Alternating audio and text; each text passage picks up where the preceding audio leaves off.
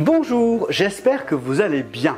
Pensez à vous abonner et à activer les notifications si vous voulez être prévenu des prochaines vidéos. Nous avons commencé à voir dans l'épisode précédent l'âme et l'esprit. Je vous propose d'aller un petit peu plus loin aujourd'hui et si vous le voulez, je pourrais même faire une série de vidéos là-dessus.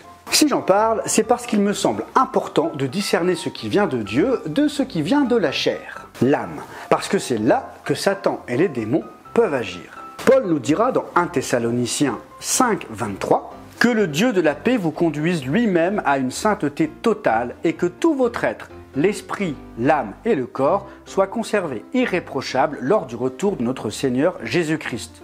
Jusque-là, c'est plutôt clair. Nous avons donc trois parties, l'esprit, l'âme et le corps. Et Paul dira aux Corinthiens dans 2 Corinthiens 4,16 « Voilà pourquoi nous ne perdons pas courage, et même si notre être extérieur se détruit, notre être intérieur se renouvelle de jour en jour. » Paul nous dit que nous ne perdons pas courage, parce que si notre être extérieur, notre corps physique, vieillit, enfin, normalement on ne rajeunit pas avec les années qui passent. Notre être intérieur se renouvelle de jour en jour. Nous avons donc un être intérieur et un être extérieur. 1 Thessaloniciens 5 nous parle de trois parties, l'esprit, l'âme et le corps. 2 Corinthiens nous parle de deux parties, l'être intérieur, l'être extérieur. Mais qu'est-ce que ça veut dire concrètement ?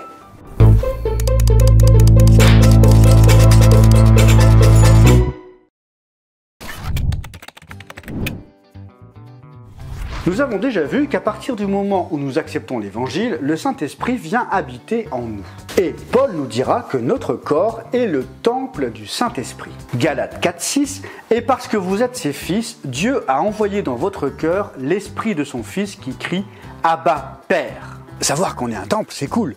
Mais là, Dieu nous dit qu'il a envoyé l'Esprit de son Fils. Où ça ?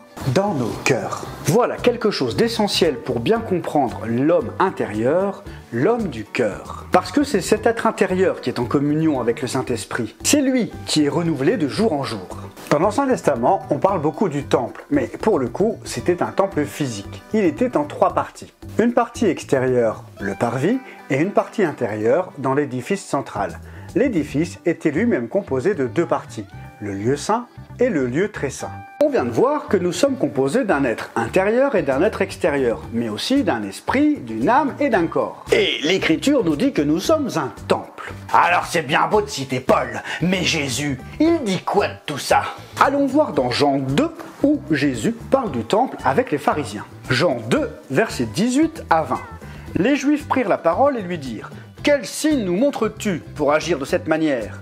Jésus leur répondit « Détruisez ce temple et en 3 jours je le relèverai. » Les Juifs dirent « Il a fallu 46 ans pour construire ce temple et toi, en 3 jours, tu le relèverais ?» Il y a quand même un décalage entre ce que dit Jésus et les religieux. Les pharisiens regardent à ce qui est physique, le temple qui a été construit pendant 46 ans. Ils ont leur conception du temple, celui qu'ils voient tous les jours avec leurs yeux. Bah, c'est normal, Jésus leur parle du temple et il leur dit un truc de fou. S'ils le détruisent, lui, il va le relever en 3 jours. Est-ce que Jésus parle du temple que les gens balayent chaque matin, celui dont ils prennent soin tous les jours? Jean 2, 21, cependant, lui parlait du temple de son corps. Il y a donc une comparaison entre le temple et notre corps. Le parvis, accessible à tout le monde, c'est ton corps de chair. Et oui, tout le monde a accès à ce corps. Et à l'intérieur se trouve ton âme et ton esprit. Comme nous l'avons vu dans Hébreux 4, Hébreux 4, verset 12, la parole de Dieu est vivante et efficace, plus tranchante que toute épée à 2 tranchants, pénétrante jusqu'à séparer âme et esprit, jointure et moelle. Elle juge les sentiments et les pensées du cœur. C'est la parole qui nous permet de discerner ce qui vient de l'âme de ce qui vient de l'esprit. Pourquoi ? Parce que la parole de Dieu est de la même nature que Dieu. Elle est esprit. C'est pour ça que la parole de Dieu, quand tu l'entends, il se passe quelque chose en toi. Ça te parle. La parole interagit avec ton esprit. Elle communique avec ton esprit. Et des fois, ça réagit, mais tu ne sais pas encore mettre des mots dessus. Ça, c'est ton âme qui a besoin de mots pour concrétiser une sensation, une émotion. Mais ton esprit le sait déjà, sans que ton âme ne le sache encore. Et c'est là qu'est notre nouvelle identité, dans notre esprit. Ça n'a rien à voir avec les sensations ou les émotions.